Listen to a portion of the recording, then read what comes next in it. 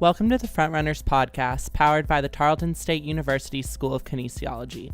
Make sure to check us out on Facebook, Twitter, and Instagram at Tarleton_KINE. Thanks for tuning in, and we hope you enjoyed the episode.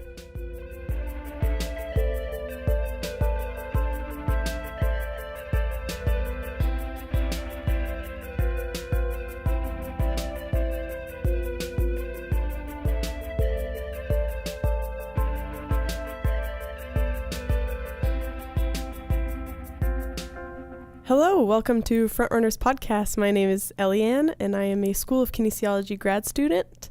Today on Frontrunners, I have the pleasure to talk with Chandler Stage. Thanks for being on, Chandler. Of course. Cool.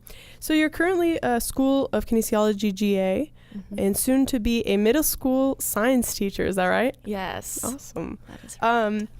So can you start by telling us more about what led you to be a teacher and why education is so important to you? Sure. So I actually grew up, this is kind of weird, a little embarrassing, but I was an only child, and so I would line up my stuffed animals in my room, and I would teach them, with an expo marker and stuff, and an expo board.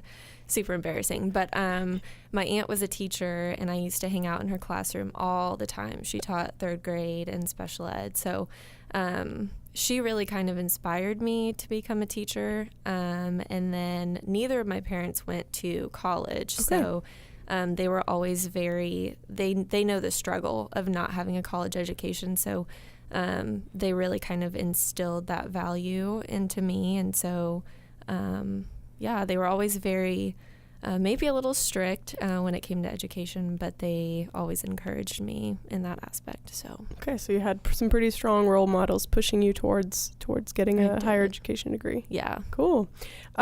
So I understand that your path to becoming a teacher is slightly different than most. We've been talking, and you got an alternative teaching certificate. Mm-hmm. Can you tell us a little bit more about it, what it is exactly, and maybe some of the steps that you've taken through your alternative certification? Yeah, so I started college thinking that I wanted to be a veterinarian, and so I took my very first college level chemistry course and quickly changed my mind. Yep. So then I was kind of well, what now? So then I fell into the world of kinesiology. So I got involved in a clinical exercise research lab. And so as time progressed and I kind of got involved in cardiac rehab, I was I love this. I just don't want to do it for the rest of my life. So I started researching teaching certifications and how I could do that without an actual education degree. Okay. And on Google, actually, I found Texas Teachers, which is the certification program that I'm in now.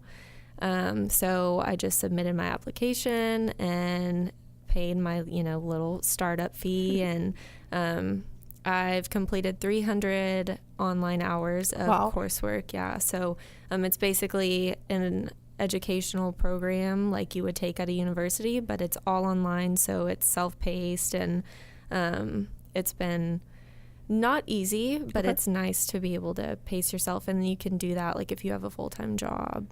Yeah, that's pretty great. Yeah. What are some of you said it wasn't easy, what are some of the difficulties of having that online certification versus maybe being a classroom setting, or just some of the other options people can have? Right. So a few problems I've had is just self-discipline, having to sit down and, really make that decision every day to get stuff done. Another problem, not really problem, but a difficulty that I've had is mastering your content area. So in Texas, you have 2 exams. You'll have your PPR, which is your pedagogy and professional responsibility exam, and then you have your content exam. And so content is the area that you want to teach in. Okay. So with an alternative certification, very seldom, I guess, people are degreed in the content that they want to teach in. So for me, I have my bachelor's and soon to be master's in kinesiology, right, but I want to teach science. So that's kind of been a struggle, is having to like relearn middle school level science. Yes. So That's been a little while. right. So I'm sure you've sparked some interest from some of the people listening to us, and you've talked about some of the difficulties. What are some of the pros and the upside of getting an alternative certification? I would say that, especially for those people that are nearing the end of their college career and they're like, maybe I don't want to pursue this field, it's never too late to get your teaching certification. And there's so many options out there as to like what content exam you take and what field you teach in. So that's a plus, is that it's always something that you have to fall back on. And then I'd say just the fact that it is self-paced and you can do it, get it done as fast as you want. You can take your time, stuff like that. That's pretty cool. Mm-hmm. I'm sure a lot of people are wondering how, you want to be a teacher in a classroom. How have you gotten that experience with some of the kids or the kids that you're going to be teaching, right? Because an alternative certification online, you don't have that face-to-face. So how have you kind of gone over that maybe a con, if you want to put it in that category? That's a good question. So with most online certification programs, they do require you to have at least 30 hours of like observation in a school. So and Texas Teachers has been a great resource for me because they place me with the school if I need that. But I can also contact like principals at a nearby school district, and usually they're pretty helpful. So I'll just go in pretty much on my own time, and they place you with a teacher in the content that you want to teach. So like I've done so far 25 observation hours in a middle school science classroom. So that's pretty great. Mm-hmm.